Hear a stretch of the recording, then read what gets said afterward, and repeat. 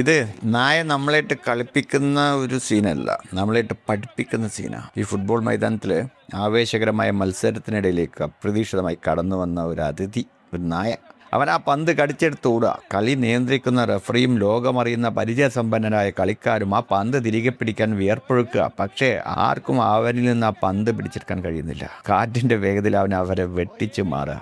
പേടി തരാതെ വഴുതി മാറി അവൻ ആ മൈതാനം മുഴുവൻ അവൻ നിറഞ്ഞു നിൽക്കുക. പുറത്തുനിന്ന് നോക്കുന്നവർക്ക് ഇതൊരു തമാശയാകും, പക്ഷേ സൂക്ഷിച്ചു നോക്കിയാൽ അവിടെ നടക്കുന്നത് ഒരു മികച്ച പരിശീലനമാണ്. ആ കളിക്കാരെ ലോകത്തിലെ ഏറ്റവും വലിയൊരു പാഠമായി പഠിപ്പിക്കുക. ഒരു തരി പോലും ഭയമില്ലാതെ, നിയമങ്ങളുടെ വേൽക്കെട്ടുകളില്ലാതെ, മുഴുവൻ മനസ്സർപ്പിച്ച് അതിൻ്റെ പൂർണ്ണമായ സന്തോഷത്തോടെ നിങ്ങൾ ഒരു കാര്യത്തിലേക്ക് ഇറങ്ങി തിരിച്ചല്ലോ, പിന്നെ നിങ്ങളെ പിടിച്ചു കെട്ടാൻ ഈ ലോകത്തിന് ആർക്കും കഴിയില്ല.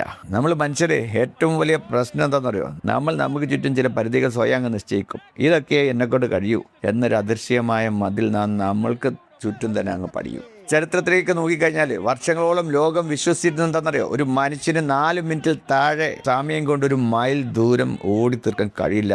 ശാസ്ത്രം പോലും അത് മനുഷ്യ ശരീരത്തിന് അസാധ്യമാണെന്നാണ് വിധി എഴുതിയത്. പക്ഷേ 1954 റോജർ ബാരിസ്റ്റർ എന്നൊരു മനുഷ്യന് ആ പരിധി തകർത്തുകൊണ്ട് 3 മിനിറ്റും 59 സെക്കൻഡും കൊണ്ട് അയാൾ ആ ദൂരം ഓടിയപ്പോൾ എന്തുണ്ടായതറിയോ?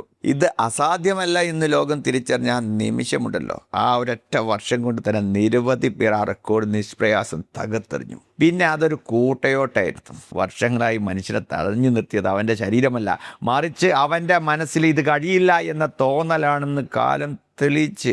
ചിലപ്പോൾ ഈ മൈതാനത്ത് ഓടി നടക്കുന്ന നായയെ പോലെ പ്രകൃതി നമുക്ക് കാട്ടിത്തരുന്ന ചില അപ്രതീക്ഷിത സംഭവങ്ങളുണ്ട്. അവ നമ്മോട് വിളിച്ചു പറയുന്നത് ഇതാ: നിങ്ങൾ സ്വയം നിശ്ചയിച്ച പരിധികൾ വെറും മിഥ്യയാ, അതിനപ്പുറത്ത് വലിയൊരു ലോകമുണ്ട്.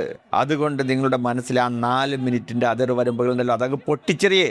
ആരെന്ത് വിചാരിക്കുമെന്ന ചിന്തയില്ലാതെ നിങ്ങളുടെ ലക്ഷ്യത്തിലേക്ക് മനസ്സറിഞ്ഞ് കുതിച്ചാലുണ്ടല്ലോ, അതെ, നിങ്ങൾ നിങ്ങളുടെ 100% നൽകി ഇറങ്ങി തിരിച്ചാൽ നിങ്ങളെ തോൽപ്പിക്കാൻ ഈ ലോകത്തിന് ഒരു ശക്തിക്കും കഴിയില്ല.